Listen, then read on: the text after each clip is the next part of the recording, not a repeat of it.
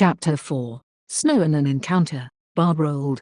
Grateful the cold had stirred him from his rest. He had dreamed about the shades, and it was unpleasant to say the least. Bard quietly shifted, checking for the kid. He was gone, though the cloak and cup were not. He looked about and noticed the door to where Ruger and his family retreated was ajar. He got up and slid it closed before moving to the fire and bringing it back to life. He glanced out the glass windows and noticed the snow had really fallen during that rest. It was now piling up outside. He hoped Kai was all right, but also found it somehow soothing to be indoors and watching the snow fall. If anything, their arrival couldn't have been better timed. As Bard mused, he noted that the light still came from the sunstones that guarded the house. It should still be dark, and he would need some more sleep. He instinctively reached for his token, unwilling to fall asleep just yet, as he didn't want to return to that dream. He let it spin around him as the sound was comforting and gentle. Father's sounds were especially pleasant and nostalgic. In one sense, he wished to return right now and skip Pathfinder till the snow melted, but something about that felt wrong. He thought about what had led them to this point in their journey, and then stopped. His mind refused to keep thinking as he grew drowsy. It was for the best that he returned to bed, despite being reluctant. The night was still not over yet. As he slept, he dreamed again, this time of his time in the Silver Wood and his interactions with Sen. At this point, he managed to calm down and sleep peacefully. The rising sun, and sounds of children moving about, roused Bard. Kai was at the window, interacting with them as they squealed and played. Bard found it rather amusing. He noticed that Elvira was at the fire,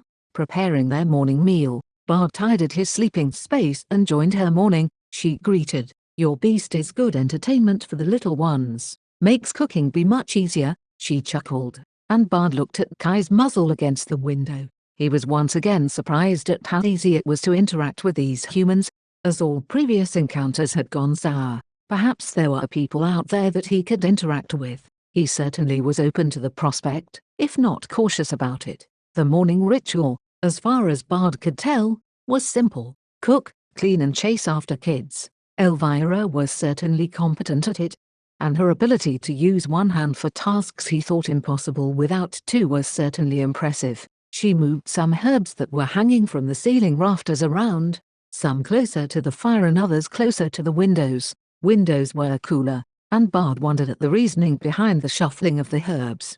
Before he could ask her about it, there was a low growl from outside and then a knock at the door. Bard went to it, but Elvira stopped him. "Go to Sen. Make sure she doesn't come out, and keep her out of sight." Elvira said what?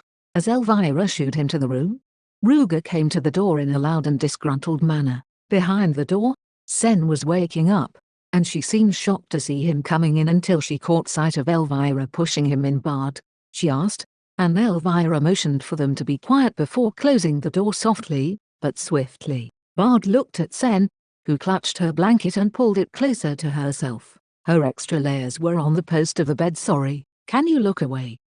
She didn't have to say anything else as Bard quickly faced the door and didn't move. He heard her get ready and then waited till she grabbed his hand. He looked back as she guided him to sit next to her. "What is going on?" "Someone is outside. Now stay quiet." They hushed after that, and Bard listened as people moved around outside. He looked to Sen and noticed her ears were peeking out from the braids, which were a big mess right now. He reached over and set them right, Sen shifting at first to understand what he was doing, and then stilling as he helped her situate her hair. There were the sounds of scuffling, and Bard shifted himself between Sen and the door, in case they opened it. Something about the tone of the voices outside didn't sit well with him. Eventually, Kai howled and the noises inside stopped. Then they left. Bard waited and then squinted against the light that filtered in as Elvira opened the door. His eyes adjusted, and he reached to Sen. Elvira still motioned for them to be quiet and Bard stilled. "What was going on?" "We don't be knowing if my brother will place his men around, so Sen, it best be to stay in here for the time being, since it be strange to have a guest not use the guest room." "Bard, you will have to spend some of the night in here until we can make sure that we don't have eavesdropping thugs."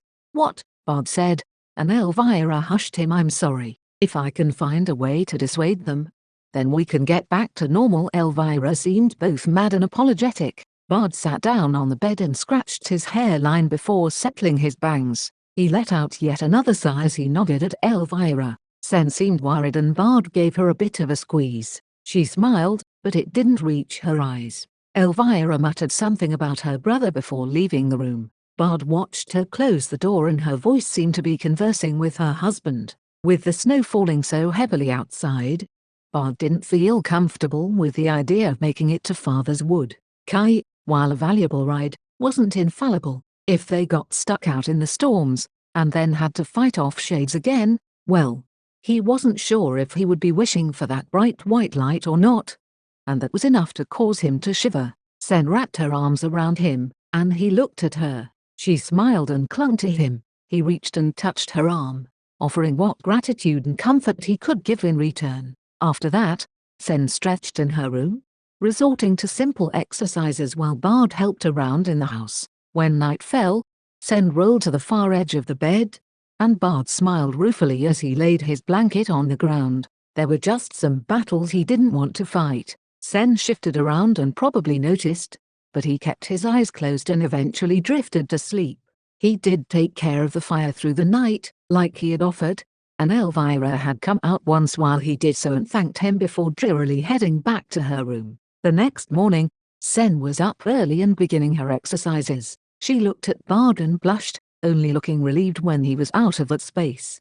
There were a few times that Elvira helped her to the outside to relieve herself, but they were extra cautious, and that worried Bard. He walked outside and conversed with Kai, and it was only then that he noticed the white lumps in the snowy landscape. They shifted and Kai seemed hostile towards them. Bard was both impressed at their camouflage, and afraid of how far this man's influence was that he could get people to stay out in the cold and watch them like this. He soon found out how. A few days later, Elvira called him over. Bard, I'm sorry, but I can't see those men waste away like that. I'm going to have them stay by the fire tomorrow night, so please don't come out until I fetch you, she said. Bard was surprised at her generosity despite the circumstances. Why would you do that? They didn't ask to be put on that assignment. In winter, the chief tends to get sick, and her brother takes over. Any who oppose his orders won't receive piles or food until they comply. Course, we'd be a different case. If he tried that stint with us, we would just leave. We handle ourselves out, dear, but without us, most of the frail and sickly would die, and many a folk would hate that. He knows it, so we are left well enough alone. Except when we have guests. Then why did you invite us? Bard asked, confused at Ruger's reasoning. I wonder, his wife said with slitted eyes. Ruger squirmed and then groaned. Okay, I took a likens to you both. I wouldn't see you off into the storms and made me wife to excuse.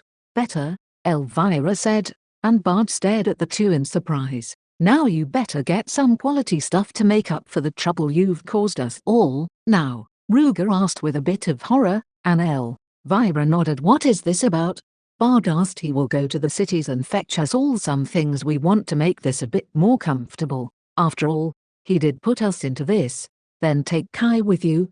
He can enter the cities and run faster than the horses. What do you take me for? I'd be too short to use him, but he can carry things for you. And he is smart. If you were to encounter, okay, I get it. Don't be spillin' anymore.